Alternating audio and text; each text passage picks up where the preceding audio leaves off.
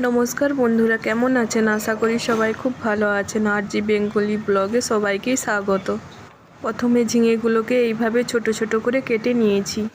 এটা বানানোর জন্য শিলের মধ্যে 2 চামচ পোস্ত, 1 চামচ সাদা সরষা, 1 চামচ কালো সরষা নিয়ে নিয়েছি। আজ বানাবো ঝিঙে ভাপা, অসাধারণ খেতে হয়, একবার বাড়িতে বানিয়ে খেয়ে দেখবেন। আর নিয়ে নিয়েছি 4টা কাঁচা লঙ্কা আর 3টা শুকনো লঙ্কা। তোমরা যে যেমন ঝাল খাও সেইভাবেই দেবে। কড়াইয়ের মধ্যে জল আর একটু লেবুর টুকরো দিয়ে দিয়েছিলাম। ভিডিওটি শুরু থেকে শেষ পর্যন্ত দেখতে থাকো। ঝিঙার মধ্যে বেটে রাখা সর্ষে পোস্ত লঙ্কাটা দিয়ে দিই। অল্প একটু নুন, হলুদ গুঁড়ো, একটু কাঁচা সরষার তেল আর অল্প একটু চিনি দিয়ে ঝিঙেটাকে ভালো করে মাখিয়ে নেব।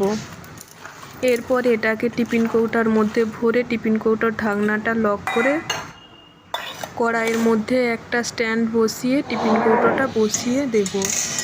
টিফিন কৌটাটা বসিয়ে ভালো করে একটা ঢাকনা দিয়ে ঢেকে দেব।